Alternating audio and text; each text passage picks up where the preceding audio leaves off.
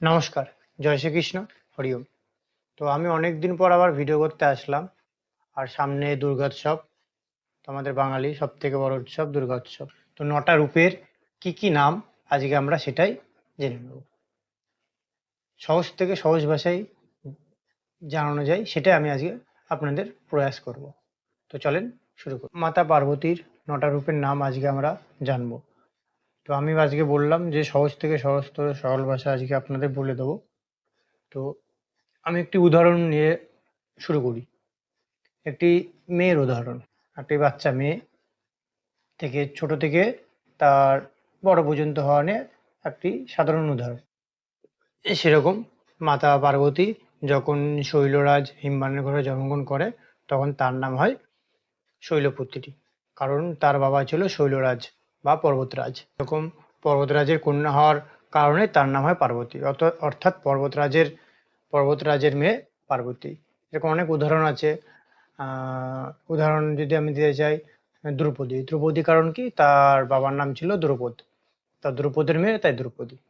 যেরকম আমরা শ্রীরামচন্দ্রর বইয়ের নাম সীতা জানি, কিন্তু তার নাম জানকী। অর্থাৎ তার বাবার নাম রাজা জনক ছিল, জনকের মেয়ে তাই জানকী। সেরকম পিতার পরিচয় তার পরিচয়, প্রথম পরিচয় হলো পিতার পরিচয় তার পরিচয়। এবার একটি সাধারণ মেয়ে যখন বড় হবে তখন বড় তখন তাকে স্কুল কলেজ বা যৌবন অবস্থা যখন পরিচয় হবে তখন সে বলবে স্কুল স্টুডেন্ট বা কলেজ স্টুডেন্ট, মানে সে কি ছাত্র বা ছাত্রী বা উম, যুবক যুবতী হয়েছে। সরি, যুবক হবে না, যুবতী হয়েছে, কারণ মেয়ের হিসাবে বোঝাচ্ছি, যুবতী হয়েছে। সেরকম মাতা পার্বতী দ্বিতীয় রূপ হচ্ছে শৈলপুত্রী। তো প্রথম রূপ বললাম, দ্বিতীয় রূপ হচ্ছে ব্রহ্মচারিণী। কারণ ব্রহ্মচারিণী কারণ কি, সে তখন যুবতী অবস্থায় প্রবেশ করেছে, বা ইয়ং আমরা বলি, এখন ইয়ং বলতে গেলাম তাই ইয়ং বলেই দিলাম। ইয়ং অবস্থায় প্রবেশ করেছে বা যুবতী অবস্থায় প্রবেশ করেছে। তাই সহজ ভাষায় আমরা মনে রাখতে পারি ব্রহ্মচারিণী। আর ব্রহ্মচারণ মানেই হচ্ছে যে ব্রহ্মচারণ বধ যে পালন করে। তো দ্বিতীয় আমরা কি পেয়ে গেলাম, ব্রহ্মচারিণী। এবার তৃতীয় আসে। তৃতীয় অর্থাৎ আবার সে সাধারণ মেয়ের নমুনা। সাধারণ মেয়ে যদি এবার তৃতীয় যুবতী হয়, যুবতীর পর কি, এবার তার বিবাহ হবে। তো বিবাহ যখন হবে তখন বিবাহ হওয়ার পর আমরা কি পরিচয় পাই, তার পরিচয় পাই সে অমুকের বউ এসছে বা নতুন বউ এসছে। তো নতুন বউ অর্থাৎ কি, স্বামীর পরিচয় পাচ্ছে। সেরকম ৩ নম্বর মাতা পার্বতীর ৩ নম্বর নাম আমরা পাই চন্দ্রঘণ্টা। তো আমরা মহাদেবকে চন্দ্রেশ্বর হিসাবেও জানি। সেরকম আমরা মনে রাখার জন্য আরো সহজতর ভাষায় চন্দ্রেশ্বর, তার স্ত্রী মানে মাতা পার্বতী ৩ নম্বর রূপ হচ্ছে চন্দ্রঘণ্টা। এটা আমরা মনে রাখতে পারি। আবার সাধারণ মেয়েটা যখন বিয়ে হওয়ার পর সে যখন মাতৃত্ব লাভ করবে বা গর্ভধান করবে, তখন গর্ভধান হলে তার কি সে কি হবে, সেই বউটা বা সেই মেয়েটা বা সেই স্ত্রীটা মাতৃত্ব লাভ করেছে বা মা হবে, বা তার পরিচয় সেটা। সেরকম মাতা পার্বতীর ৪ নম্বর রূপ হচ্ছে কুষ্মান্ডা।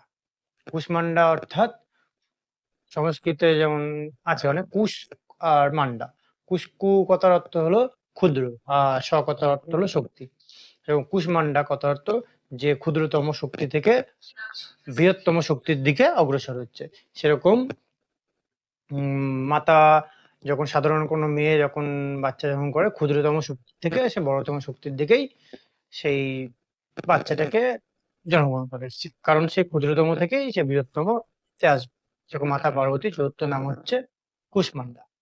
এবার সে সাধারণ মেয়েটা যখন সে বাচ্চাটাকে জন্মগ্রহণ করে দিল বা জন্মগ্রহণ করলো, তখন তার নাম কি হবে, অমুকের মা। আমরা কাউকে যখন আমরা ডাকি, বলি রমেশের মা, সুরেশের মা, সে একই নাম, রমেশের মা, সুরেশের মা বা গোপালের মা, যখন আমরা নর্মাল ডাকি সেরকম।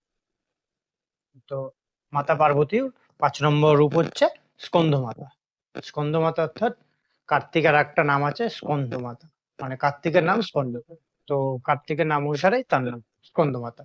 তো আমরা ৫ নম্বর নাম আমরা জেনে গেলাম যে মাতা পার্বতী ৫ নম্বর নাম হচ্ছে স্কন্দমাতা। ৫ নম্বর রূপের কথা শেষ হলো। এবার ৬ নম্বর রূপ। একটা সাধারণ মেয়ে যখন মাতৃত্ব লাভ হয়ে গেল, মা হয়ে গেল, সে কি করবে, এবার নিজের সংসারকে গোছ করে রাখবে, সংসারে বাধা বিপত্তি থেকে নিজের সংসারকে রক্ষা করবে, দায়িত্বশীল হবে। সেরকম কোনো সংসারকে রক্ষা বা দায়িত্বশীল হওয়াটাই হচ্ছে মাতা পার্বতীর 6 নম্বর রূপের নাম কাত্যায়নী। কাত্যায়নী সেম হচ্ছে কোনো কিছুকে রক্ষা করে বা দায়িত্বশীল। সেরকম মাতা পার্বতীর 6 নম্বর রূপের নাম হচ্ছে কাত্যায়নী। এবার 7 নম্বর রূপ। 7 নম্বর রূপ হচ্ছে কালরাত্রি। কালরাত্রি অর্থাৎ সংসারে যখন কোনো বাধা বিপত্তি আসে তখন বাড়ির স্ত্রী বউরাই আগে যায়। কারণ কি বাড়ির স্ত্রী বউরা নিজের সংসারকে গোছ করে রেখে দেয়, সংসারে কোনো অশান্তি হতে দেয় না, যে সংসারকে প্রোটেক্ট করে। সেরকম মাতা পার্বতীও কাত্যায়নী কাত্যায়নীর পর কালরাত্রি। কালরাত্রি নিজের সংসারকে বা নিজের জগৎকে মাতা মাতা তো পুরো সকলেরই আমাদের জগৎ, তাই মাতা পুরো সংসার জগৎকে সে রক্ষা করে। তো মাতার 7 নম্বর রূপের নাম হচ্ছে কালরাত্রি। এবার 8 নম্বর রূপ।